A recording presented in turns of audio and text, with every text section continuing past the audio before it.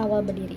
Munculnya Kerajaan Demak berhubungan dengan mundurnya Kerajaan Majapahit pada akhir abad ke-14. Raden Patah yang saat itu merasa sebagai pewaris sah dari Majapahit yang dipegang seayah memutuskan untuk menduduki tahta sebagai Bupati Demak.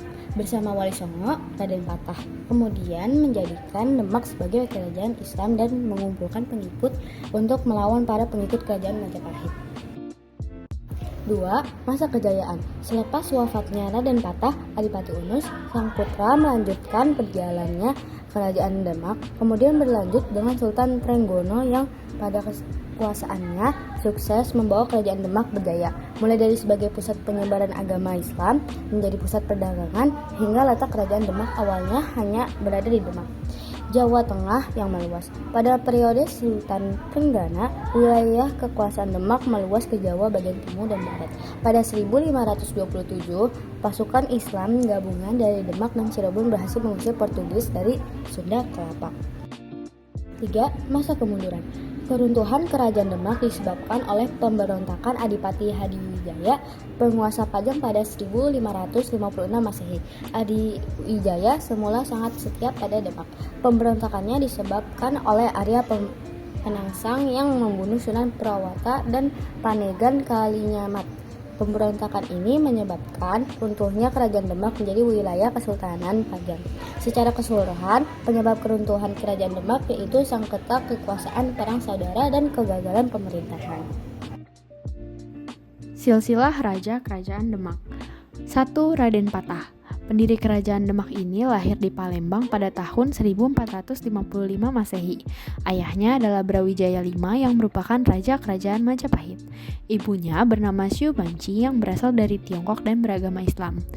Raden Patah pergi ke Jawa untuk memperdalam ilmu kepada Wali Songo dan kemudian ia diangkat menjadi seorang ulama. Ia membuat sebuah pesantren di daerah Jawa Tengah. Karena kepemimpinannya yang baik, pondoknya mengalami perkembangan yang pesat. Ayahnya kemudian mengangkatnya menjadi pemimpin di wilayah tersebut dan menamainya Kadipaten Demak. Ketika Kerajaan Majapahit mengalami kehancuran akibat kudeta dari Giriwardhana, banyak wilayah yang ingin melepaskan diri. Raden Patah kemudian mendapatkan dukungan penuh dari para wali untuk melepaskan wilayahnya dari Majapahit.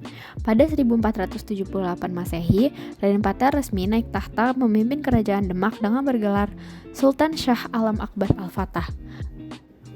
Raden Patah menjadi raja kurang lebih selama 40 tahun.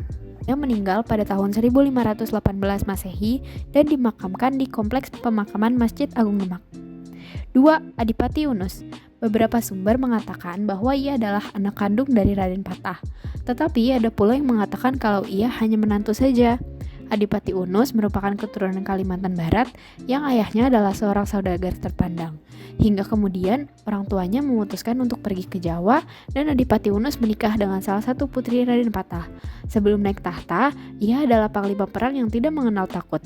Ketika Raden Patah wafat, Adipati Unus ditunjuk untuk menggantikannya. Ia resmi naik tahta pada 1518 Masehi. Masa pemerintahannya hanya 3 tahun, ia meninggal pada 1521 Masehi. Sultan Trenggono naik tahta pada tahun 1521 Masehi setelah memenangkan perebutan kekuasaan dengan Raden Kikin. Sultan Trenggono membawa Kerajaan Demak meraih masa kejayaannya.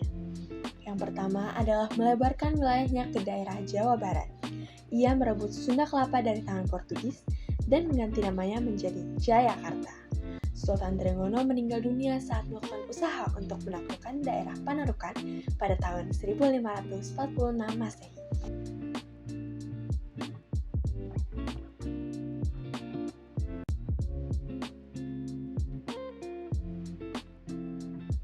Terakhir peninggalan. Pertama, Masjid Agung Demak. Masjid ini diperkirakan didirikan pada tahun 1479 Masehi.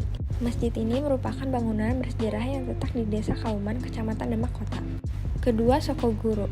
Soko Guru atau Soko Tatal adalah pilar Masjid Agung Demak yang terbuat dari bahan kayu dan berjumlah 4 buah. Semua Soko Guru dibuat oleh Sunan Kalijogo. Terakhir, Pawastren. Pawastren adalah bangunan dengan 8 tiang, penyangga dengan 4 tiang utama dalam balok penyangga 3 tingkat dengan ukuran motif Majapahit. Motif Maksura tahun 1866 diperkirakan dibuat selama Aryan Purbaningrat.